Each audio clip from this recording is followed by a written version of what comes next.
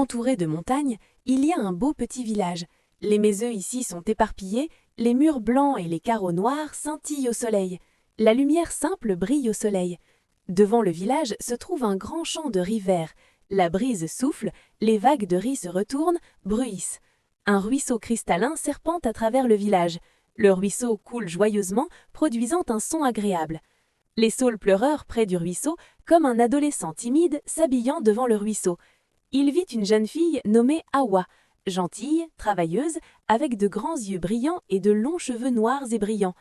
Elle va chaque jour dans les rizières pour aider au travail, et elle va aussi au ruisseau pour laver les légumes. Hawa a aussi un passe-temps particulier, collecter toutes sortes de belles pierres du village. Elle met ces pierres dans sa chambre comme si c'étaient ses trésors les plus précieux. Un jour, un mystérieux étranger arriva au village. Elle portait une robe noire, un chapeau à larges bords, couvrant la majeure partie de son visage. L'étranger s'enquérait dans le village comme s'il cherchait quelque chose. Hawa était pleine de curiosité à propos de cet étranger et elle le suivit en secret. L'inconnu s'approcha du plus vieil arbre du village et s'arrêta. Elle sortit une carte usée de ses bras et compara soigneusement l'environnement environnant. Hawa se cacha dans l'herbe du côté et n'osa pas expirer.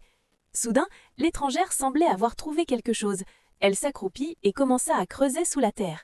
Hawa fut choquée, elle ne savait pas ce que l'étrangère cherchait. Au bout d'un moment, l'étrangère sortit une boîte délicate de la terre, et au moment où elle ouvrit la boîte, une lumière éblouissante jaillit de la boîte, et Hawa fut attirée par cette lumière. Sortant involontairement de l'herbe, l'étranger sentit la présence d'Hawa. Elle regarda Hawa avec vigilance, tenant fermement la boîte dans sa main. Hawa prit son courage pour avancer et demanda « Qui es-tu? Que se trouve dans cette boîte ?»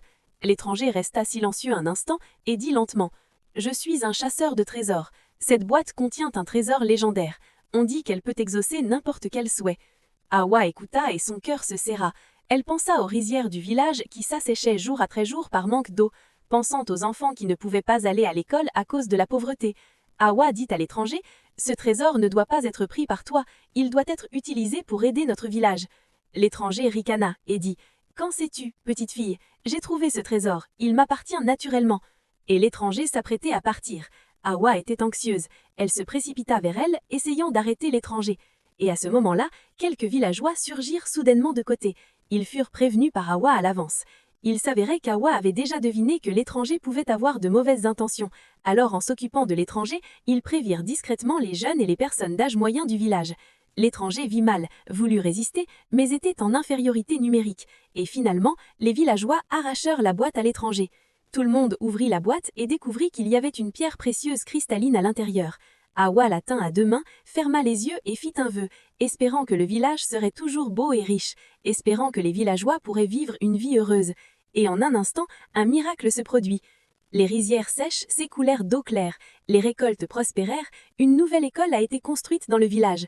Les enfants s'assiedent dans des classes lumineuses et étudiaient seuls. Les maisons du village sont devenues plus belles, les routes plus soisseuses. Et depuis, le joli petit village est devenu plus beau. Et Hawa et les villageois ont aussi compris que le vrai trésor ne sont pas les trésors d'or et d'argent, mais l'unité de tous et l'entraide.